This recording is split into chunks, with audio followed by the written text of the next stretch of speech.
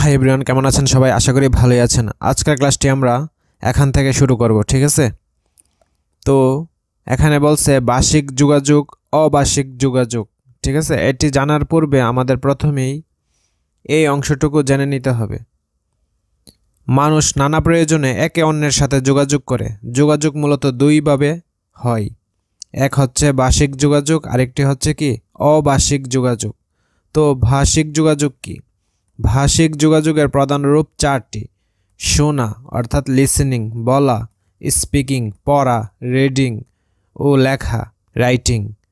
এর মধ্যে বলা ও শোনার কাজে মুখ ও কানের ভূমিকা প্রধান। অর্থাৎ আমরা যখন কোনো কিছু বলি এবং শোনার কাজটা করি তখন কিসের প্রয়োজন? বলার ক্ষেত্রে মুখের প্রয়োজন আর শোনার ক্ষেত্রে কানের প্রয়োজন। যন্ত্র থেকে তৈরি শব্দ আমরা কান দিয়ে শুনে থাকি। অন্যদিকে লেখা ও পড়ার কাজ হাত ও চোখ প্রধান ভূমিকা রাখে। যন্ত্রে লেখা শব্দ আমরা চোখ দিয়ে পড়তে পারি। কথা বলা, বই পড়া, ফোনে আলাপ করা ও বার্তা পাঠানো, রেডিও টেলিভিশন শোনা ও দেখা, কাগজে লেখা বা কম্পিউটারে টাইপ করা ইত্যাদি বার্ষিক যোগাযোগের উদাহরণ। এছাড়া শ্রবণ প্রতিবন্ধী মানুষের জন্য রয়েছে ইশারা ভাষা এবং দৃষ্টি প্রতিবন্ধী মানুষের জন্য রয়েছে ব্রেইল ভাষা। তো আমরা এখন বার্ষিক যোগাযোগ দেখলাম। অবার্ষিক যোগাযোগ কি? যোগাযোগের ক্ষেত্রে কথা বলা ও লেখার পাশাপাশি কিছু অবার্ষিক কৌশল কাজে লাগানো হয়। তখন মুখভঙ্গি ও শারীরিক অঙ্গভঙ্গি, হাত ও চোখের ইশারা, হাতের স্পর্শ, ছবি ও সংকেত ইত্যাদি ব্যবহার করা হয়, ঠিক আছে? তো এখন আমরা এগুলো ফিল আপ করবো। তারা বলছে কি, দেখো, আমরা যখন অন্যের সাথে কথা বলি সেটা এক ধরনের যোগাযোগ। চিঠি বা পত্র লিখেও আমরা যোগাযোগ করি। এই যোগাযোগটাকে কি বলা হয়? বার্ষিক যোগাযোগ, ঠিক আছে? আবার ইশারা বা আকার ইঙ্গিতের মাধ্যমেও আমরা যোগাযোগ করি, তখন এটি হয়ে যাবে অবার্ষিক যোগাযোগ। বিভিন্ন ছবি বা সংকেতের মাধ্যমেও আমরা যোগাযোগ বা ভাব বিনিময় করতে পারি। তো এখন দেখে তারা কি বলছে। দৈনন্দিন জীবনে তুমি চর্চা করো এমন কয়েকটি বার্ষিক যোগাযোগের উদাহরণ দাও। এবং এখানে বলছে দৈনন্দিন জীবনে তুমি চর্চা করো এমন কয়েকটি অভাষিক উদাহরণ দাও, ঠিক আছে? তো আমরা এগুলোর আনসার দেখে নিই। দেখো এখানে লিখছি কতগুলো বার্ষিক যোগাযোগের উদাহরণ হলো কথা বলা, বই পড়া, ফোনে আলাপ করা, বার্তা পাঠানো, রেডিও টেলিভিশন শোনা ও দেখা, কাগজে লেখা বা কম্পিউটারে টাইপ করা ইত্যাদি। ক্লিয়ার? এবং অবার্ষিক যোগাযোগের উদাহরণগুলো কি? মুখভঙ্গি, শারীরিক অঙ্গভঙ্গি, হাত ও চোখের ইশারা, হাতের স্পর্শ, ছবি ও সংকেত ইত্যাদি, ঠিক আছে? এগুলোর মাধ্যমে আমরা কি বলি? কথা বলার কাজটা করি। ক্লিয়ার? তো পরবর্তীতে দেখি কি বলছে। প্রসঙ্গের মধ্যে থেকে যোগাযোগ, ঠিক আছে? আমরা এই গল্পটা পড়ে নিই। শ্রেণী শিক্ষক সুমা আপা ক্লাসে ঢুকেই বললেন, তোমরা কি গতকাল নোটিশ বোর্ড দেখেছ? সোহেল দাঁড়িয়ে বলল, আপা আমি গতকাল স্কুলে আসিনি। শিক্ষার্থীদের মধ্যে কেউ কেউ কৌতূহলী হয়ে উঠল, কি লেখা থাকতে পারে নোটিশ বোর্ডে? সোহেলের মতো দু একজন গতকাল স্কুলে আসেনি, তাদের জানার কথা নয়। তবে যারা স্কুলে ছিল তাদের সবাই ঠিকমতো নোটিশ বোর্ড খেয়াল করেনি, ফলে সেখানে কি লেখা আছে সবার জানা নেই। সুমা আপা বললেন, তোমরা যারা দেখোনি তারা দেখে নিও। তবে আমি জানতে চাচ্ছি এমন কেউ কি আছো যে নোটিশ বোর্ড দেখেছ এবং সেখানে কি লেখা আছে তা বলতে পারবে? মিমি বলল, আপা আমি দেখেছি, আমি বলতে পারবো সেখানে কি লেখা আছে। সুমা আপা মিলিকে আবার বলার অনুমতি দিলেন। মিলি বলল, নোটিশ বোর্ডে লেখা আছে সামনের সপ্তাহে স্কুলে বার্ষিক ক্রীড়া প্রতিযোগিতা অনুষ্ঠিত হবে, আর একজন শিক্ষার্থী দুটি খেলায় নাম দিতে পারবে। তো এখন আমি যদি তোমাদের প্রশ্ন করি যে ম্যাডাম কি কথা বলেছে, কি বা কি বিষয়ে কথা বলেছে, তখন এর আনসারটি কী হবে? নোটিশ বোর্ড সম্পর্কে কথা বলেছে এবং নোটিশ বোর্ডের থাকা সামনের সপ্তাহের স্কুলে বার্ষিক ক্রীড়া প্রতিযোগিতা অনুষ্ঠিত যে হবে এই সম্পর্কে কি করেছে ম্যাডামে? কথা বলেছে। তারপর দেখি, সুমা আপা যোগ করলেন, তোমরা দলগতভাবে একটা খেলার নাম দিতে পারবো। দলগতভাবে খেলার জন্য আছে ক্রিকেট এবং হ্যান্ডবল। কে কোন খেলা খেলবে তা ঠিক করে আমার কাছে নাম জমা দাও। তারপর সবাই মিলে আলাপ করতে লাগলো কে কোন খেলায় নাম লেখাবে। সোহেল ক্রিকেট ভালো খেলে, তাই তাকে দল নেতা করে দল গঠনে কথা হতে লাগলো। পলাশ ওই কথার মধ্যেই সোহেলকে জিজ্ঞেস করলো, তুই গতকাল স্কুলে আসিসনি কেন? সোহেল জবাব না দিয়ে ক্রিকেট দলে কে কে থাকবে তার তালিকা তৈরি করতে লাগলো। পলাশ বলল, সোহেল তুই কি অসুস্থ ছিলি? সোহেল সংক্ষেপে বলল, না। পলাশ এবার বলল, তুই অসুস্থ ছিলি না? তবে কাল কেন আসিসনি? তোর বড় মামা তো বিদেশ থেকে আসার কথা ছিল, তিনি কি গতকাল এসেছেন? সোহেল একটু বিরক্ত হয়ে গেল, ওগুলো নিয়ে পরে কথা বলা যাবে, আগে ক্রিকেটের দল গঠন শেষ করি। পলাশের এবার সত্যি সত্যি মনে হলো সোহেলের বড় মামা বুঝি বিদেশ থেকে এসেছেন, তাই সে বলল, বিদেশ থেকে কি এনেছে রে? সোহেল এবার উঁচু গলায় বলল, আমি এ নিয়ে কথা বলবো না। তো এই যে আমরা অনুচ্ছেদ বা গল্পটা যেটাই পড়ি না কেন, এখানে কতগুলো প্রশ্ন দেওয়া আছে, এগুলোর সলভ করতে হবে আমাদের। তো আনসারটা দেখে নিই। প্রথম প্রশ্নটি ছিল, সুমা আপা ক্লাসে কোন বিষয় নিয়ে কথা বলেছিলেন? দেখো এখানে কি লেখা আছে, সুমা আপা ক্লাসে নোটিশ বোর্ড সম্পর্কে কথা বলেছেন এবং নোটিশ বোর্ডে লেখা আগামী সপ্তাহে যে বার্ষিক ক্রীড়া প্রতিযোগিতা অনুষ্ঠিত হবে তা নিয়ে কথা বলেছিলেন।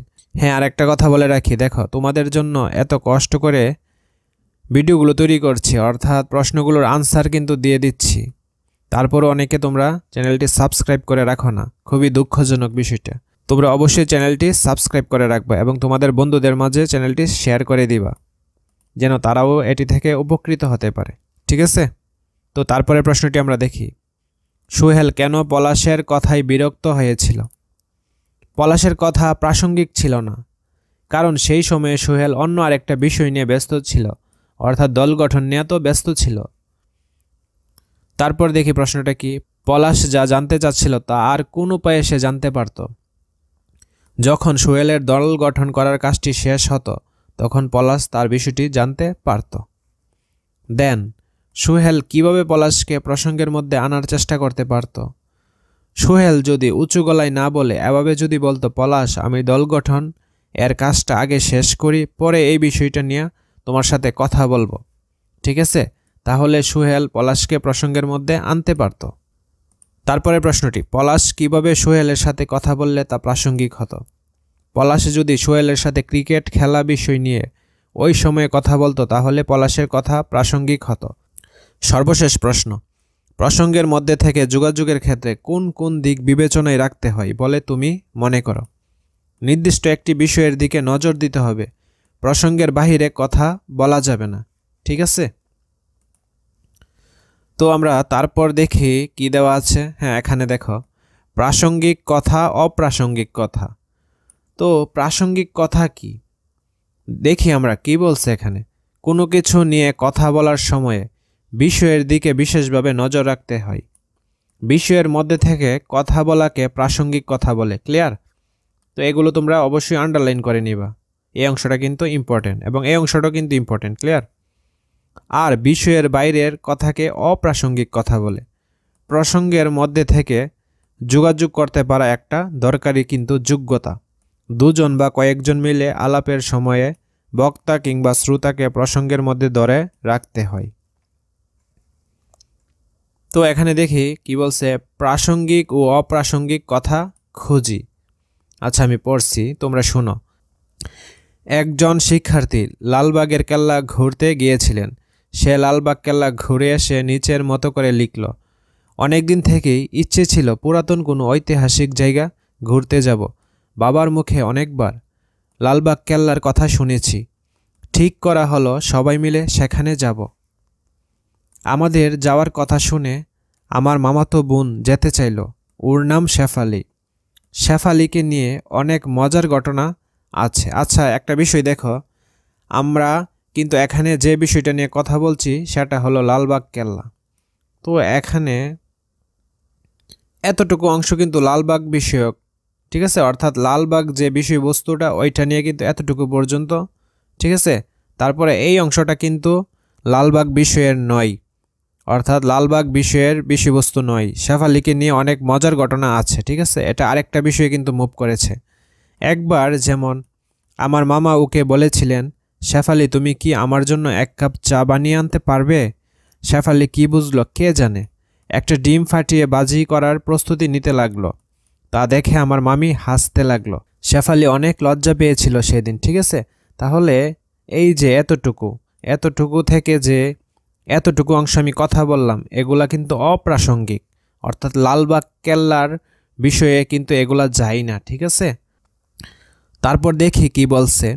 শেফালি লালবাগ কেল্লা দেখতে চাই শুনে বাবা হেসে বললেন, ঠিক আছে।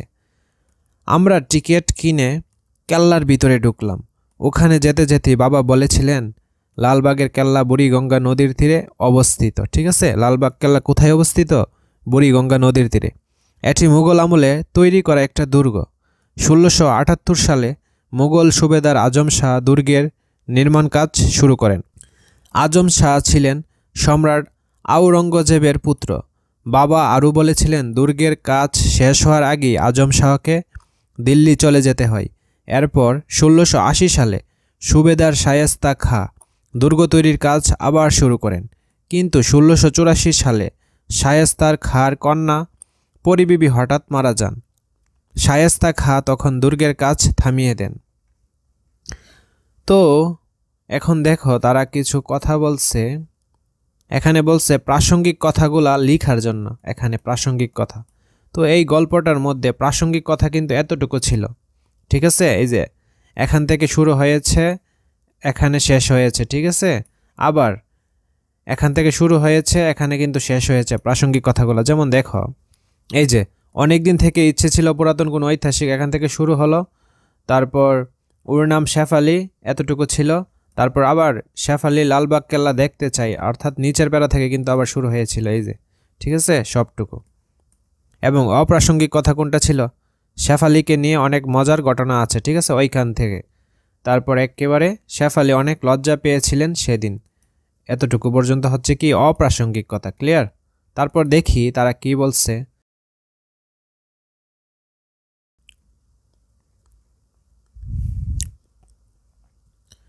সবশেষে এই পৃষ্ঠায় লেখা আছে উপস্থিত বক্তৃতা। তো দেখি কি বলছে। তোমরা একটা করে বিষয় লিখে শিক্ষকের কাছে জমা দাও। বিষয় হতে পারে যে কোনো কিছু, যেমন আমার প্রিয় খেলা, রেলগাড়ি, বর্ষাকাল ইত্যাদি। শিক্ষক সেগুলো থেকে লটারির মাধ্যমে এক একজনকে এক একটি বিষয় নিয়ে বলতে দেবেন। কথা বলার সময় অন্যরা খেয়াল করবে কোন কথাগুলো প্রাসঙ্গিক আর কোন কথাগুলো প্রাসঙ্গিক নয়, ক্লিয়ার? তো এখানে বলছে উপস্থিত বক্তৃতার সময় নিচের বিষয়গুলো খেয়াল রাখতে পারো। প্রথমে বিষয় অনুযায়ী বক্তব্য গুছিয়ে নিয়ে কথা শুরু করতে পারো। তারপর উপস্থিত বক্তৃতায় লিখিত বক্তব্য পাঠ করা যায় না। বিষয়টির ধারণা পরিষ্কার করার জন্য উদাহরণ, ব্যাখ্যা ইত্যাদির প্রয়োজন হতে পারে। বিষয়ের সাথে সম্পর্ক নেই এমন কথা বলা থেকে বিরত থাকতে হয়। তাহলে তো এটা অপ্রাসঙ্গিকে পড়ে গেল। আমাদের তো প্রাসঙ্গিক বিষয় নিয়ে কথা বলতে হবে। নির্ধারিত সময়ের মধ্যে কথা শেষ করতে হবে। বক্তৃতার ভাষা প্রমিত হতে হয়, ঠিক আছে?